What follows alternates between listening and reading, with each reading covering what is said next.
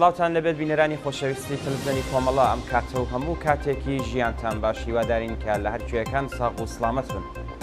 ئەمڕۆ شەممە هەفتەی مانگی پوشپەڕی 1402 هەتاوی بەرابەرە لەگەڵ 8 جولای 2023 زاینی لەگەڵ هاوڕانی هاوکارم لە خزمەتانداین بۆ پێشکەشکردنی گەشتی هەواڵەکانی کوردستان، ئێران و جیهان.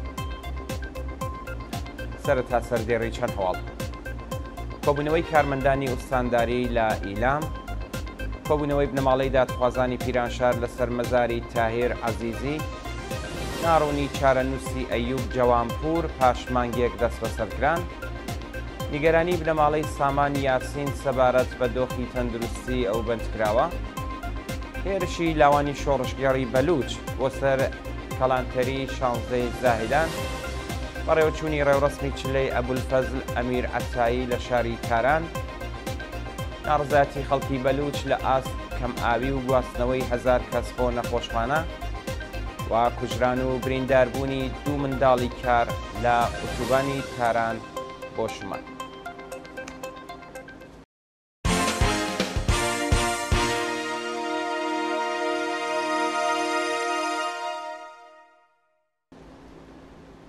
درێژەی هەواڵەکان: کۆبوونەوەی کارمەندانی ئوستانداری لە ئیلام ڕۆژی شەممە هەفتەی مانگی پوشپەڕ، کۆمەڵێک لە کارمەندانی ئوستانداری ئیلام دژ بە جێبەجێ نەکردنی داخوازیەکانیان لە بەردەم ئەو ناوەندە دەوڵەتیە کۆبوونەوە. بەپێی راپۆرتەکان، کارمەندانی ئوستانداری ئیلام لە ساڵی 90 هەتاویەوە ژمارەیەک زەمینیان لە فازی 2 شرکەتی تەعاونی مەسکەنی ئوستانداری ئیلام کڕیوە و پاش 12 ساڵ ئیدارەی ڕێگە و شارسازی ڕێگەیان پێنادات خانووی تێدا ساز بکەن. شایانی باسە کە ئیدارەی ڕێگە و شارسازی ئیلام پێشتر ڕەزامەندی خۆی سەبارەت بە فرۆشتنی ئەو زەمینانە بۆ ئوستانداری دەربڕی بوو، بەڵام ئێستا ئیدعا دەکات ئەو زەمینانە سەر بەو ئیدارەیە و مۆڵەتی بۆ دەرناکات. کۆبوونەوەی بنەماڵەی دادخوازانی پیرانشار لەسەر مەزاری تاهیر عەزیزی ڕۆژی هەینی 16 مانگی پوشپەڕ، بنەماڵەی دادخوازانی پیرانشار بە کۆبوونەوە لەسەر مەزاری تاهیر عەزیزی لای گیانبەختکردوانی شۆڕشی ژینا ڕێزیان لە بیرەوەریەکانی گرت. بەپێی ئەو راپۆرتە، بنەماڵەی دادخوازان و کۆمەڵێک لە خەڵکی ئازادی خوازی پیرانشار ڕۆژی ڕابردوو لەسەر مەزاری تاهیر عەزیزی کۆبوونەوە و وێرای گوڵبارانی گڵکۆی ئەو هەمیشە زیندووە پەیمانیان لەگەڵ ئاواتەکانی نوێ کردەوە. شانی باسە کە تاهیر عەزیزی لە ڕێکەوتی 29 خەزەڵوەری 1401 و لە ڕەوتی شۆڕشی ژینا بە تەقەی هێزەکانی ڕژیم گیانی بەختکرد. گیان لەدەستان و برینداربوونی 9 کەس لە دوو ڕووداوی هاتوچۆ ڕۆژی هەینی 16 مانگی پوشپەڕ لە دوو ڕووداوی هاتوچۆ لە مەحوەرەکانی بۆکان و کەبوو دەرئاهەنگ 7 ئەندامی خێزانێک گیانیان لەدەستا و 2 کەسی دیکەش بریندار بوون. بەپێی راپۆرتەکان، ئۆتۆمبیلێک بە 7 سەرنشینەوە لە مەحوەری هەمەدان بۆ کەبوو دەرئاهەنگ لەگەڵ بار هەڵگرێکدا پێکیان داداوە و بەو هۆیەوە 7 ئەندامی خێزانێک گیانیان لەدەستاوە. لە هەواڵێکی دیکەدا 2 ئۆتۆمبیلی پژۆ پەیکان لە نزیک گوندی حەسار لەسەر جادەی تورجانی سەر بە شاری بۆکان پێکیان داداوە و بەو هۆیەوە 2 کەس بریندار بوون.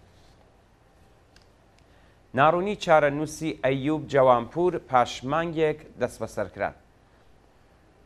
زیاتر لە 3 هەفتە بەسەر کاتی دەست بەسەرکردنی ئەیوب جەوانپور چالاکی مەدەنی خەڵکی شاری سەخس تێپەڕ دەبێت و تاکو ئێستا هیچ زانیاریەک لەسەر چارەنووسی لەبەردەستانیە. ئەیوب جەوانپور ڕۆژی شەممە 20 جۆزەردانی ئەمساڵ لە ماڵەکەی خۆی دەست بەسەر و بۆ شوێنێکی نادیار گوازرایەوە. ناوبراو لە ڕەوتی بزوتنەوەی ژنجیان ئازادیدا بریندار و ماوەیەکیش لە گرتوخانەی ئیتلاعاتی ڕژیم بەندکرا. شانی باسە کە بە دوواداچوونی بنەماڵەی ئەیوب تا بە ئەمڕۆ بێ ئاکام ماوەتەوە و ناوبراو لە دەستڕاگەیشتن بە پارێزەر و پەیوەندی لەگەڵ کەسوکاری بێبەشکراوە. نیگەرانی بنەماڵەی سامان یاسین سەبارەت بە دۆخی تەندروستی ئەو بەندکراوە. سامان یاسین هونەرمەندی بواری ڕەپ و خەڵکی کرماشان کە لە ڕەوتی شۆڕشی ژینا لەلایەن هێزە ئەمنیەتیەکانەوە دەست بەسەر و بە محارەبە مەحکوم کرابوو، سامان بلە تەکلیف لە زیندانی ڕەجای شاری کەرەچ ماوەتەوە و بنەماڵەکەی نیگەرانی دۆخی تەندروستی ناوبراون. سامان یاسین ڕۆژی دەی ڕەزبەری 1401 لا هێرشی هێزە حکوومەتیەکان بۆ سەر ماڵەکەی لە شاری تاران دەست بەسەر و هێندێک لە کەلوپەلەکانی زەوت و کەرەستەی نێو ماڵەکەی تێکدا. ناوبراو لە ماوەی بەندکرانیدا بە سەختی ئەشکەنجەدرا تاکو و دان بە هەبوونی چەک لە ماڵەکەیدا بنێت، بەڵام سامان بەردەوام ئەو تۆمەتە بێبنەمایی ڕەت کردەوە. سامان یاسین سەرەتا لە زیندانی تارانی گەورەدا بەندکرا و دوجار بۆ زیندانی ئەڤین ڕاگوێزرا و پاش 5 مانگ گوازرایەوە بۆ زیندانی ڕەجایی شاری کەرەچ. ئەو هونەرمەندە لەلایەن دادگای انقلابی تارانەوە بە محارەبە و ئێعدام مەحکوم کرا، بەڵام ئەو حکومە لە دیوانی باڵای وڵات ڕەت کرایەوە و ئێستا چاوەڕێی ڕوونبوونەوەی چارەنووسێتی. هێرشی لاوانی شۆڕشکێڕی بەلوچ بۆ سەر کەلانتەری 16 زاهیدان. بەیانی شەممە هەفتەی پوشپەڕ ژمارەیەک لە لاوانی شۆڕشکێڕی بەلوچ بە چەک هێرشیان کردە سەر کەلانتەری 16 زاهیدان و شەڕ و پێکدادان هاتە ئارا و کەلانتەریەکەیان کۆنتترۆل کرد.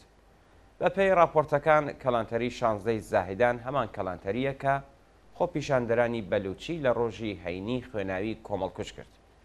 بە وتەی سەرچاوە خۆجەیەکان سەرەتا دەنگی دوو تەقینەوەی بەهێز بیستراوە، دوجار دەنگی بەردەوامی تەقا هاتووە و هێزێکی ڕژیم کوژراوە و چەند کەسی دیکەش بریندار بوون.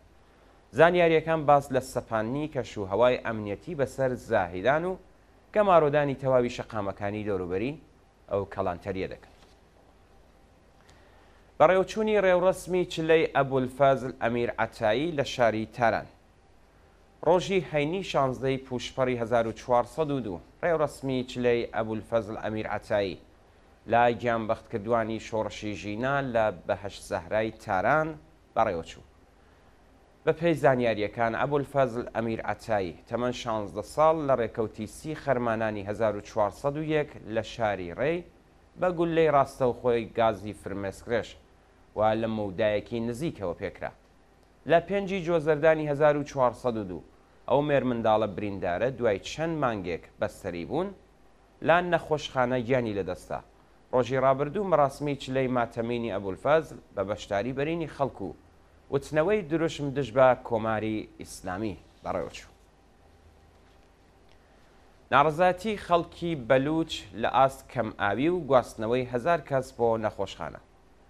ڕۆژی هەینی 16 مانگی پوشپەڕ خەڵکی بەلوچ لە شاری زاهیدان دژ بە کێشەی کەم ئاوی لە بەردەم فەرمانداری کۆبوونەوە و لە شاری هێرمەند خەڵک لە ئاستنەبوونی خزمەتگوزاری ناڕەزایەتیان دەربڕی. هەروەها بەهۆی خۆڵبارین لە سیستان دانیکەم 1000 کەس بۆ نەخۆشخانە ڕاگوێزران. بە وتەی چالاکانی مەدەنی ئوستانی سیستان و بەلوچستان خەریکە لە ناو دەچێت و ڕژیمی جەنایەتکاری ئیسلامی هیچ بایەخێکی پێنادات. خەڵکی ئەوستانە لەگەڵ کێشەکانی وشکە ساڵی، بێئاوی، بێکاری و هەژاری بەرەوڕوون و ساڵانە بە هەزاران کەس ناچار بە کۆچکردن ئەبن.